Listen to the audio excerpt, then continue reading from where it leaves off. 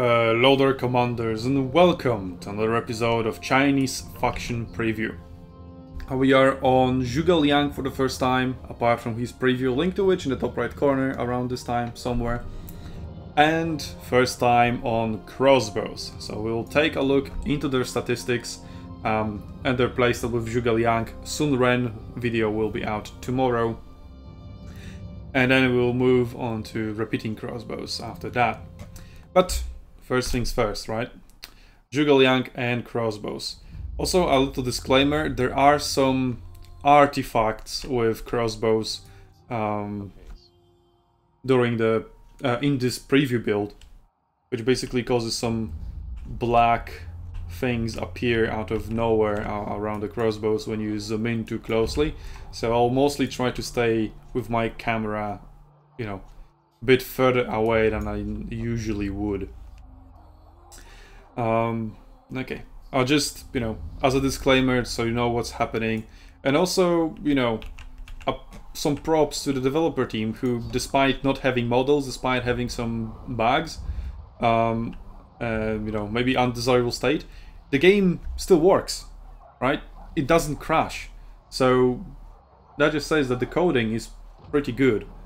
Right, despite all these issues, the game doesn't crash, is stable, and we are actually able to preview the units. But that's enough about it. Let's get into the units themselves. Okay, we are entering an archer duel, I see here, with Mishet. So maybe let's withdraw from that, so that I can actually talk about the stats. Speaking of archer duels, the most important thing there would be missile weapon range. So ours is 80. Oh, yeah, see, those were the artifacts I was talking about. The crossbows have 80 range, while the archers of Ur have 87. So crossbow range, compared to at least barbarian archers, is not that bad, and you can actually, you know, efficiently duel them. You can also increase it a little bit with snipe by 11%. That would give you 88 of missile range. See, I'm totally good at math. But when it comes to trying to duel Greek archers who have like over 100 range, even before upgrades. Obviously everything here is before upgrades, so stock units, just so you know. So then it changes, right? Whoa, whoa, whoa, whoa. So it depends on what kind of archers of all what kind of upgrades archers of all have available, etc, etc. That will dictate how the range duels go, etc, etc. Whatever. Okay, now let's go on to the other stats. So our range is, well, now the results will be actually skewed because I'm using an ability that we'll get into later, I guess. Okay, just stop shooting before I level up and look at the base stats without any chevrons yet. So, weapon range 80 as we've covered, missile weapon damage 126, so it is a little bit lower compared to, for example, archers, right? They have 129. It doesn't give them, it's not upgraded. Okay, so you decide what you have. Oh, he was in forest. He is in forest. Hello?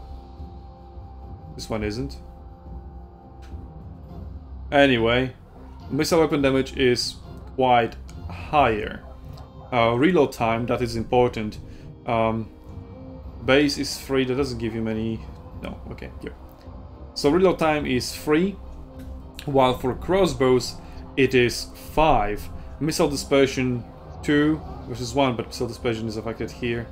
So archers base missile dispersion is also 2, so that's the same as archers. And also the firing arcs for crossbows are the same as archers. Let me run away. Stop chasing me. I'm trying to talk about stuff in here. God damn it. Okay, so to show you the arcs, right? The units that have a flat arc available will shoot in a flat arc, while the units that don't have a flat arc available will just shoot in a high arc. So the missile trajectory is exactly the same. The characteristic of it, the ballistics, I guess, are exactly the same as those of archers, which, considering that their range is also quite similar to archers, is, I guess, understandable. I don't know if I'm fan of this solution because it's essentially like very similar to archers, right? So why just not take archers? The main difference between crossbows and archers then becomes the reload time, which in case of archers is base 3, and in case of crossbows it is 5, so the reload time is longer. Obviously understandable, that's how crossbows were. The rate of fire was much lower than a bow. And then also the missile penetration damage is much higher. So for crossbows it is 32, while for archers, as you can see here, it is only 13, so it's almost triple. So that means that you're not that good at dealing a lot of damage to lightly armored targets, or for that matter even other archers, which, well, are lightly armored usually, obviously. Cav meta and nobody defends range players, and again the range player was useless because he was talking and not doing anything, so there's that. Well, at least I leveled up. Yeah, so you will be pretty good because in terms of your output, damage output onto heavy armored units, that will be higher, right? Because you're dealing triple the damage, but your reload time isn't even double that of the archers. So when it comes to hitting heavily armored units that you deal only AP damage to, crossbows will be better. Then again, take into consideration that archers tend to deal only AP damage to a lot of targets, even those that are considered to be lightly armored. So for example, you have barbarian infantry, sword infantry, that you think, they're barbarians, right? That's light infantry, they're pretty fast, they have low armor, I should be able to deal more than AP damage to them. And the game's like, nope. Okay, how about if I shoot them in the back? And the game's like, nope, still only AP damage. Sorry, bro. But patch 3.1 happened. So there's that. Which then, in turn, means that the AP damage value of crossbows rises even higher. Since very, very, very often the only thing that matters is the AP damage. And if they are the kings of AP damage, well, that means that crossbows are quite powerful. But that's mostly because archers are crap. So there's that. Obviously, I know there are exceptions, so calm your comments, okay?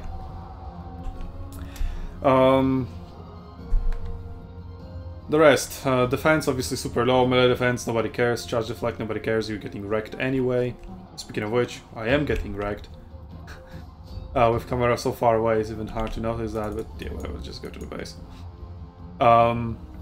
Missile block chance 14.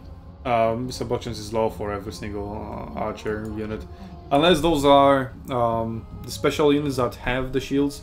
So for example, Greek tier 9 heavy Cimmerian archers, I think they were called, those have pretty high missile block chance, but whatever. Health, standard stuff as far as range units go, as you can see, health is exactly the same. Body armor a little bit higher than Archers of Wood. Then again, Archers of Wood obviously are naked, so there's that. But they don't have a shield. I think the repeating crossbows have the shield, or maybe some of the crossbow units have and some don't. So there's that. The problem is that we are almost about to win a game, and I still haven't even gotten to Zhuge Liang's abilities. So I might as well just go for another battle, to be honest. That will be a special treat from me. Oh! Yes! He made it to the base. The game will be long. Okay, let's take camera away from that. Because yeah, I don't know. Maybe I'll need to put out a seizure warning. Although those are not really flashing, right? It's dark, so I don't know. And I have no idea what would trigger a seizure, but just in case. I don't know. Okay, let me die, respawn, and then we'll focus on Zhuge Liang's abilities. So that's the statistics of crossbows covered, And excuse me for going on and rambling a little bit on longer than usual, but then again, I'm a ranged main, so I guess I can put out a little bit more information and go into a little bit more in detail about the intricacies of ranged, well, and comparing different ranged units to each other. So overall, crossbows should avoid dueling other archers in general, especially Greek archers. Greek archers will obliterate you. Slingers depends on their damage output, but I think damage output would be enough to also wreck you for slingers. So yeah, there's that. So avoid ranged duels in general. Obviously javelins you will wreck because you have double the range, almost double the range. And your main focus as crossbows should be enemy infantry while staying away from any enemy ranged. Okay, now let's get into Zhuge Liang's abilities and what he can do and what kind of playstyle he would offer. Maybe let's actually try to win the battle. I guess we graciously almost won, so that now we can turn it back around and focus on Zhuge Liang's abilities. Okay, so as you remember from the previous video, hopefully he has Way of the Wind, which makes him a little bit faster and also heals him, and on top of that heals people around him. So okay, what's the cooldown in here? 60 seconds, not that bad. So you can even use it to just speed yourself up. And remember that if you're using that on all 3 units, you're kind of wasting a little bit of a healing potential, because yeah, you have the Windwalker part of the ability which only works on you, and that gives you 120 health recovered per 1 second. And then there's a second part, the AoE heal, which is Soothing Winds, but it works only on allies, not yourself. So the one unit that will use it will get 120 health per second, while all the other units around it will get 100 per second. So then if you want to maximize it, sort of, you would use it on 2 out of 3 units, and then 2 units would heal with 220 per second, while the third one would only heal with still just 100 per second. Whoa, whoa, whoa, whoa. Yep, sorry for that. Nothing I can really do about it. I guess I can just zoom out, but even then, it still sometimes happens. Anyway, we've got a kill crisis in here. So we can even use Way of the Wind again, just to be faster. And yeah, you can see we are healing the allied units. And we can just go in and route crisis, because that is, in such a situation, much faster way of dealing with him than trying to shoot him and do a lot of friendly fire in the process. So yeah, Way of the Wind speeds the unit that he's using it, speeds it up, and then heals everybody around it. That's essentially it. So these are also pretty straightforward. Ideally you would cycle it for maximum heal effect, but if you need speed, use it on all 3. And that's it. Now his second ability is kind of weird and controversial, and I'm not that big of a fan of it. It is Master Patience. It increases your missile range and missile damage, but at the cost of movement speed, and that's quite a huge cost, minus 40%. Which means that you essentially turn yourself into a stationary turret of sorts. So you're just standing there.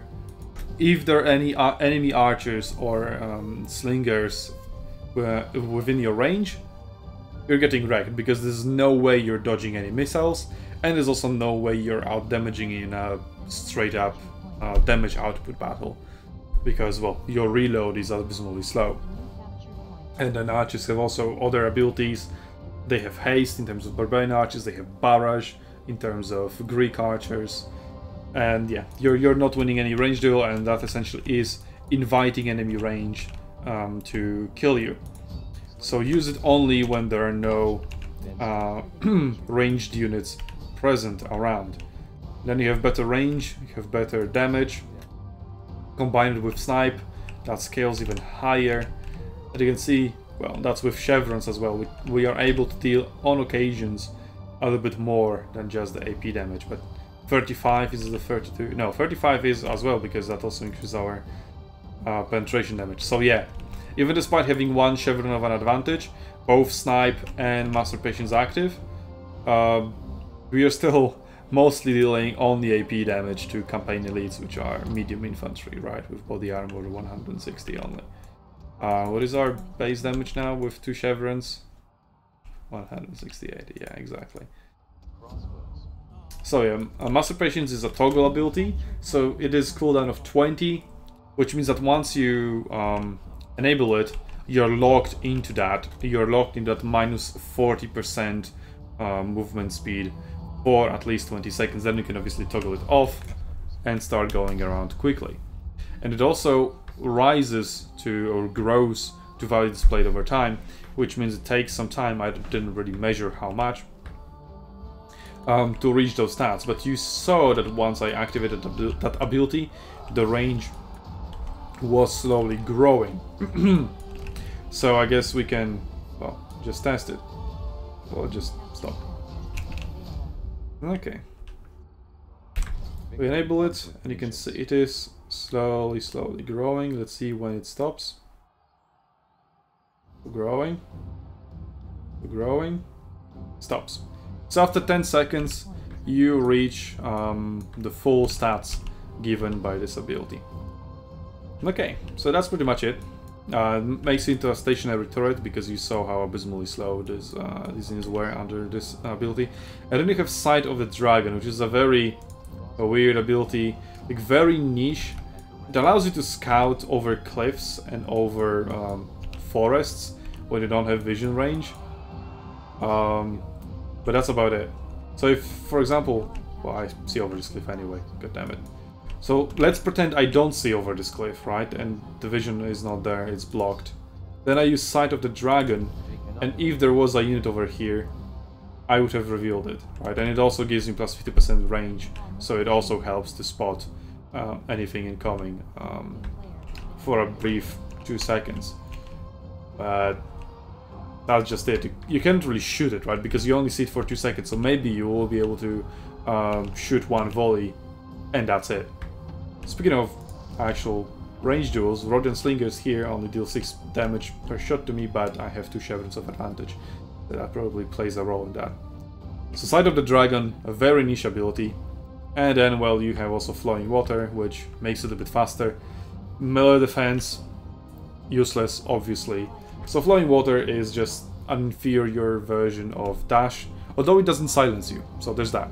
Because Dash gives you 21% movement speed and is on 15 seconds cooldown, but also silences you for 5 seconds, which is sometimes annoying and undesirable. So you're just like, oh, I would like to move faster around in this situation, but I can't because it would silence me and I need to have access to other abilities or something. But yeah, on tier 9 and 10 ability swapping exists, so I'm sure you will be able to swap Flowing Water for Dash if you so desire. I don't know about the other tiers. I mean, I know, but but I don't remember, so I can't really tell you, and that's not what the series is about anyway. So those are crossbows under Zhuge Liang, and we'll keep expanding on the topic of crossbows because, as you could see, the video is 90 minutes long and I still have quite a lot to talk about. Luckily, we do have another commander, Sun Ren, that is valid with crossbows, and that will come your way tomorrow. So until then, let me know in the comments below what you think of Zhuge Liang and how he fares up. What do you think of crossbows and how they fare up against other ranged units? Where do you think they will place in the meta, if they will be meta at all? And well, while you're there, you can friendly fire that subscribe button on your way there to help me bring Arena back to the West. And until then, I'll see you on Arena's battlefields, Commanders.